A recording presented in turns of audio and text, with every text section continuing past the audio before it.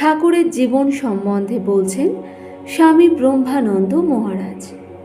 মহারাজ বলছেন, পরমহংসদেব ভাবের ঘরে চুরি করতে বড় নিষেধ করতেন। সরল ভাবের লোককে তিনি বড় ভালোবাসতেন। তিনি বলতেন, আমি খোসামত ভালোবাসি না, যে ভগবানকে প্রকৃতভাবে ডাকে তাকে আমি ভালোবাসি। ঠাকুর আরও বলতেন, সরলভাবে ভগবানকে ডাকতে ডাকতে মনের সব দোষ দূর হয়ে যায়। মহারাজ বলছেন, অনেকে ঠাকুরের নিকট গল্প করত যে তাদের নানা প্রকার আধ্যাত্মিক অবস্থা ও ভাব হচ্ছে।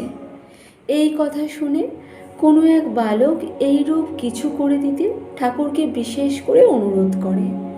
তাহাতে তিনি বলেন, দেখ, নিত্য নিয়মিতভাবে ধ্যান ভজন করতে করতে তবে ও অবস্থা আসে, কমে কমে সব হয়ে যাবে।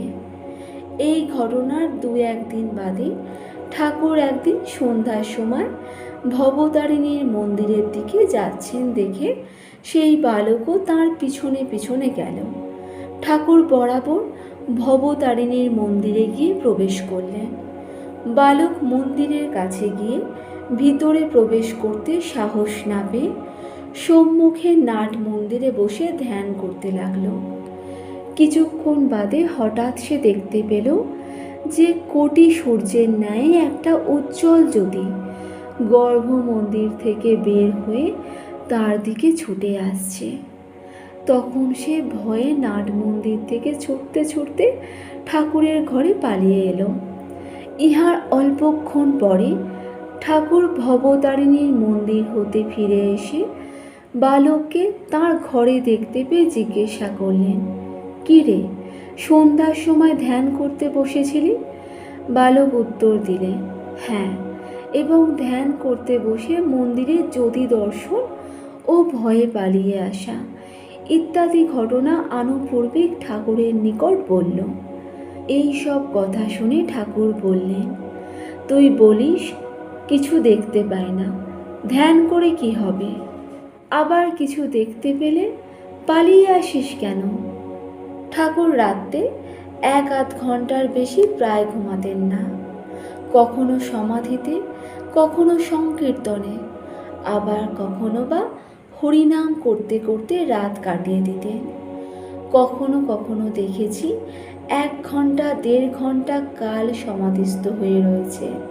সে অবস্থায় কথা বলবার চেষ্টা করেও কথা বলতে পারতেন না।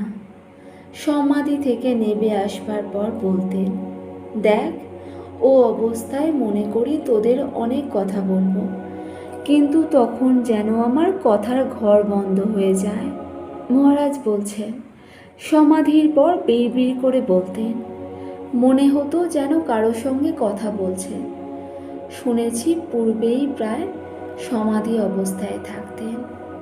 ঠাকুর বলতেন, ভগবান লাভ করতে হলে খুব অনুরাগ চাই। যীশুখ্রিস্টের সেই গল্পটি মধ্যে মধ্যে বলতেন। জনৈক বৃদ্ধ যীশুখ্রিস্টকে একদিন জিজ্ঞাসা করেছিল, কি করে ভগবান লাভ করা যায়? যীশুখ্রিস্ট প্রশ্নের কোনো জবাব না দিয়ে সেই বৃদ্ধকে নিকটস্থ কোনো এক পুকুরে নিয়ে গিয়ে জলে চুবিয়ে ধরলেন। কিছুক্ষণ পর বৃদ্ধ যন্ত্রণায় ছটপট করতে লাগলো। তখন যীশুখ্রিস্ট তাকে জল থেকে তুলে জিজ্ঞাসা করলেন, জলের মধ্যে তোমার কীরকম বোধ হচ্ছিল? উত্তরে বৃদ্ধ বললে, দম বন্ধ হয়ে প্রাণ যায় যায় মনে হচ্ছিল। যীশুখ্রিস্ট তখন বললেন, ভগবানের জন্য যখন মনের এইরূপ অবস্থা হবে তখনই তাকে লাভ করতে পারবে। স্বামী বিবেকানন্দ প্রথম প্রথম বড় শুষ্ক তর্ক করতেন, নিরাকারবাদী ছিলেন। এমনকি ঠাকুরকেও বলতেন, আপনি যেসব দর্শন করেন তা সব মনের ভুল। কেহ দেবদেবীর মন্দিরে প্রণাম করতে গেলে তাকে তিরস্কার করতেন। তাতে অনেকেই তার ওপর বিরক্ত হতো। ঠাকুর কিন্তু মোটেই বিরক্ত হতেন না। তিনি বলতেন, নরেনের মতো আধার আজকালকার দিনে দেখতে পাওয়া যায় না। পরে ঠাকুর যখন স্বামীজিকে দেবদেবীর রূপ দেখিয়ে দিলেন, তখন স্বামীজি সাকার মানতে আরম্ভ করলেন। তারপর থেকে বলতেন, সাকার নিরাকার যাতেই হোক, নিষ্ঠা থাকলেই সব হয়ে যাবে।